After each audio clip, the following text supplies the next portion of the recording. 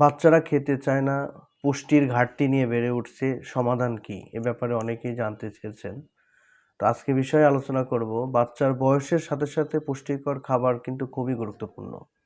অনেক বাচ্চারাই আছেন যারা মোটেই কোনো কিছু খেতে চান না, যার ফলে শরীরে মারাত্মক পুষ্টির ঘাটতি নিয়ে সে বড় হচ্ছে এবং তার ইমিউনিটিটা দুর্বল হয়ে সে বেড়ে উঠছে। এটা খুবই ভয়ঙ্কর একটা লক্ষণ।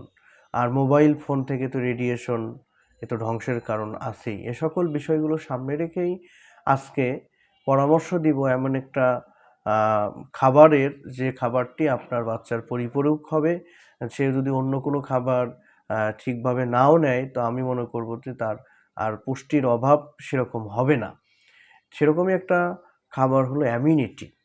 অ্যামিনিটিনের নিউরোট্রান্সমিটার প্রোডাকশন এবং অ্যামাইনো অ্যাসিড থাকার কারণে এটি নার্ভাস সিস্টেমকে স্ট্রং করে তোলে এবং বাচ্চার স্মৃতিশক্তি প্রখর হয় এবং তার যে ক্ষুধামন্দা ভাব, খেতে চায় না, এটা দূর হয়ে যায় এবং মাসেলটাকে অনেক ভালো গ্রোথ করে। এবং যদি হরমোন ইমব্যালেন্স থাকে, কারো হরমোন লেভেল ভালো না, সেক্ষেত্রে হরমোনটাকেও ব্যালেন্স করতে সহায়তা করে।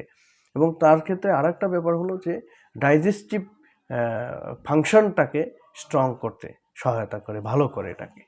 আর যাদের একটু, অনেক বাচ্চারাই টুকটাক শ্বাসকষ্ট, হার্টে সমস্যায় থাকেন, হ্যাঁ, তাদের অনেকের দেখা যায় যে একটু মাসেলটা গ্রোথ হচ্ছে না, গ্রোথনেস একদম কম, গ্রোথই নাই।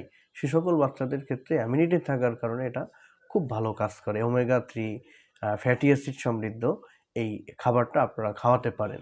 বাচ্চাদের ক্ষেত্রে এটা খুবই ইম্পর্টেন্ট। হ্যাঁ, কারণ আমি দেখেছি যে জাপান, কানাডা, আমেরিকা, বিশেষ করে জাপানে বাচ্চাদের ক্ষেত্রে অ্যামিনিটি সমৃদ্ধ খাবার খাওয়ানো হয়, যার কারণে বাচ্চার গ্রোথ এবং মেধাশক্তি প্রখর হয়ে থাকে।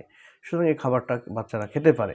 খাবারটা যেভাবে খাওয়াবেন সেটা হলো অ্যামিনিটি সমৃদ্ধ খাবার। অনেক খাবারের মধ্যে অ্যামিনিটিন আছে, সেটা জানি আমরা। সেটা আমরা বেছে বেছে খাওয়াবো। আর যদি অ্যামিনিটিন সমৃদ্ধ সাপ্লিমেন্ট পাওয়া যায়, হ্যাঁ, সেটাকে প্রতিদিন আমরা সকাল এবং রাত্রে 4 চা চামচ এটা গুঁড়া দুধের সাথে মিশিয়ে বাচ্চাকে খাওয়াতে পারেন। এতে বাচ্চার পরিপূর্ণ পুষ্টির ঘাটতি পেয়ে যাবে।